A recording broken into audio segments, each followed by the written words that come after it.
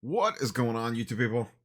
I don't want to bring real life into cardboard life, but I think every once in a while we all require a little self reflection, if you will.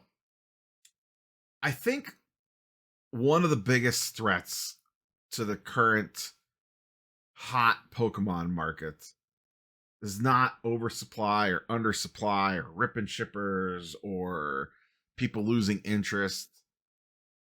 I think it's just real life. This story's been making the rounds today. Came out. Credit card debt hits a record $1.21 trillion in the United States. And things have been trending this way for a while. They put a handy little, we love our charts and graphs. They put a handy little chart on here that shows how credit card debt has gone absolutely crazy since the pandemic. And to me, this scares me a little bit. Because it's all fun and games sitting on your sealed cardboard boxes with stop tape on them and your Charizards and your Pikachus, and it's all fun and games until the house payment's late, the car payment's late, the eggs you can't afford to put on the table. Myself personally, I've told the story on the other channel.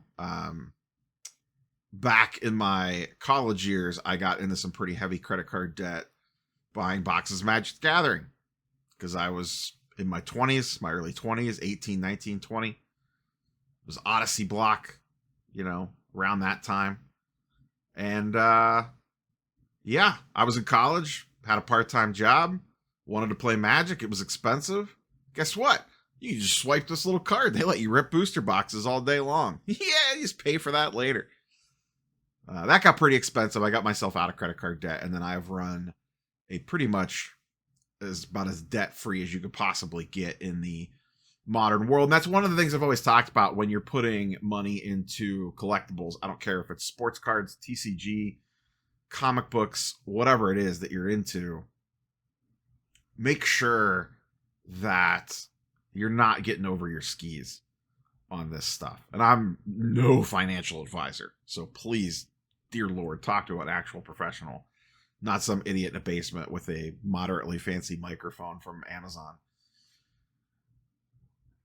If you have a bunch of credit card debt laying around, whether it's caused by this, by buying boxes, trying to keep up with the Joneses, if you will.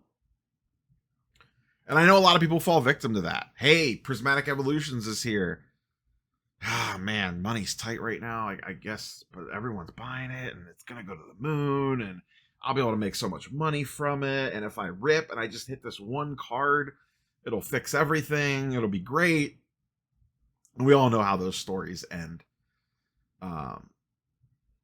If you have a bunch of real-world financial debt, and you're sitting on a bunch of cardboard boxes with stop tape,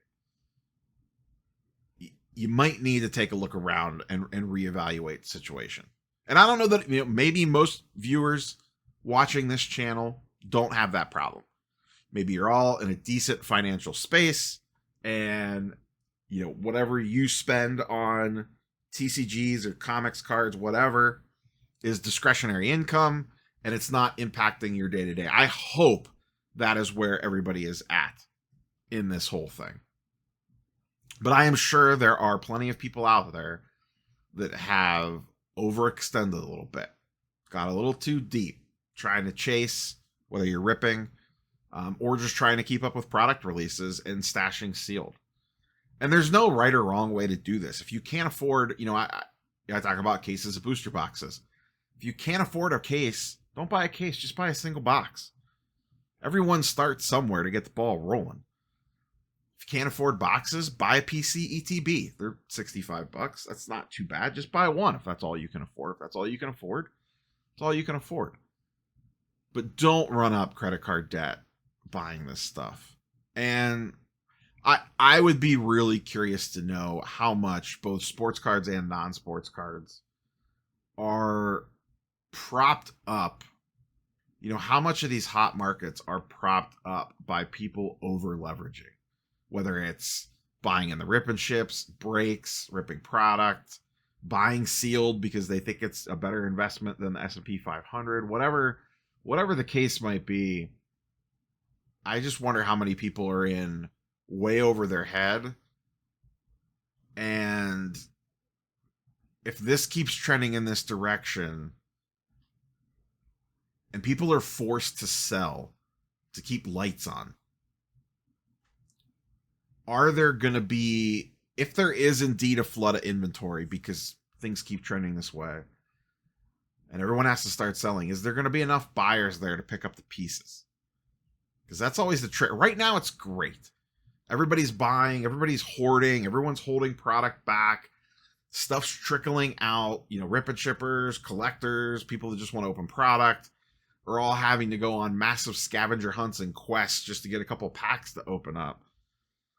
Supply is drying up on the secondary market because, once again, people are continuing to hold, whether it's, you know, mega whales like the Rudies that have pallets and warehouses of this stuff, or and you know, they can have a more immediate impact in the market, but there's more of us little fish that just have a case or two. How many people out there just have a case or two that are all holding? If all of a sudden they don't have the ability to hold anymore and they need to throw this stuff out into the market, and this thing reaches a tipping point where a lot of other people have to do the same thing, and then on the flip side, you don't have the buyers out there because everyone's in over their head too much, next thing you know, those price charts start going down in a hurry. Because when the real world starts to creep into the cardboard world, that's when problems arise. When the wife finds out or the husband finds out how much you've been spending on cardboard and how that's impacting the day-to-day budget, that's when things get a little scary. So keep this in mind. File this away. Maybe this will have zero impact. Maybe everyone will get stabilized. Everything will be good. People will figure stuff out. They'll get by. They won't have to completely sell out of their collections or anything. And this is just a, you know, a good clickbait news title. Oh my God, look at the record credit card debt. And it turns into a nothing burger. Things stabilize. Everything ends up being fine. But just file this away as a, one of those, things. And also, you know, honestly, take a real, you know, if you've been sitting here listening to this video, and you're like, man, that 20% interest rate's killing me, but I got to get that case of Journey together. I got to get that case. And you're not able to clear that balance at the end of the month. Guess what? Any money that you made on that box, you're losing to the interest machine. Thing's going to chew you up and spit you out. Doesn't matter how good your market mover spreadsheet looks, or your collect app, or whatever else you use to keep track of your inventory. If that green line keeps going up ever so slightly, that's great. But if you're paying 20% interest on the backside, that's not great. If you were into this stuff for cheap and you got massive profits you could take right now and pay down real world debt, once again, talk to a financial advisor. But it's not a bad way to go. That's how I did it. A large chunk of my credit card debt that I personally racked up, and I was, once again, it's all relative. What is a lot of money for one person versus somebody else is a little bit of a different story. But I had probably about, I think it was around 7,500 to somewhere around there, give or take a couple $1,000. I don't remember the exact number. It was 20 years ago. But I had like $7,500 in credit card debt at 20, 21 years old, still in college. I was still living at home, you know, going to college, so I wasn't racking up debt for that. It was literally because I was buying boxes of Magic cards. It was a lot of it, and a lot of other dumb stuff too. Concert tickets, Cavs games, you know, all sorts of garbage. And eventually it just reached the point where I'm like, what am I doing? How do I get out of this? Because this is going to be a boat anchor around the rest of my life if I don't figure this out. And I had to make tough decisions. And a large chunk of it, I paid off by selling my Magic collection. It sucked at the time. It sucks now thinking back on it because of the stuff that I sold. You know, I had, at that point in time, I had a lot of pretty valuable stuff today. I didn't have any Power 9 or anything that crazy, but I had a lot of like revised dual lands. I didn't have any alpha beta stuff, but I had a lot of really good stuff from revised dual lands, a lot of stuff from that era of Magic, a lot of high end stuff from that late 90s or early 2000s era of Magic. Sealed box, all of it. Had tons of all of it because I was spending a crap ton of money to get it all. And I sold pretty much everything to pay off a good chunk of that. Didn't pay it all off, but it knocked a big chunk of it out. And like I said, it sucked at the time when I did it. I was sad to let that stuff go. It sucks thinking back on it. But the moment I made that final payment on that credit card debt was so freeing. I felt so good after I paid that off. And it took a few years after that of, working and, getting established and getting that all paid off. It took some time, some 0% transfers to cut back on the interest and all that. All the games that you play when you're trying to pay that stuff down.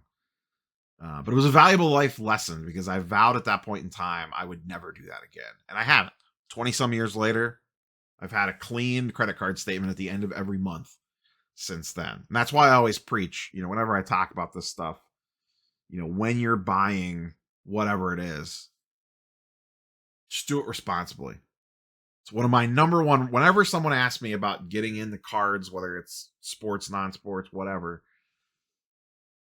one of the first pieces of advice that I always give people is set up a separate budget. Set up a separate account, whether that's a separate PayPal account, a separate savings account, checking account, whatever it is that you do, set up something separate. Keep the real life money away from the fake money, as I like to call it. Let the fake money buy the nonsense. You could fund it from the real money, $50 every paycheck, whatever it is, for each individual person is going to be different. Fund the fake money account, and then you could start funding it with things that you're buying and selling and trading and grading plays that you're making and, big hits that you get and all this and that. It might not sustain itself. You might be constantly funneling a little bit of money into it. But the trick is that you're not dipping too deep into the real money pool and you're using the fake money pool to get your fix, I guess, for lack of a better term. So be careful out there for one. Credit card debt is going to all-time highs. Hopefully you are not part of it. Pay off your stuff. Fake money, real money. And do you think this is a red flag? Are you a little worried about the future of cardboard when credit card debt is going to the moon and back again? And I'd be curious, I don't know your real name when you post in the comments down below. Are you in trouble? Have you gotten in a little too deep? Are you in one of these positions where you're looking around going, man, I grabbed a bunch of blooming waters, but I don't really know how I'm going to pay for it? Feel free to fire off in the comments down below. I would just be curious to see how many people are like that. No shame. Once again, nobody knows who you are. It's the internet. I mean, unless you have another YouTube channel and you're posting under that name. But if you're just random person typing a comment and it's not your actual name and your handle, no one's going to know who you are. Sometimes it could be a little freeing, but I would just be curious to see how many people are in a little too deep right now, even watching a video like this. So that's all I got. Serious stuff today. Heavy video. My goodness gracious. Catch you boys and girls on the next one. Peace.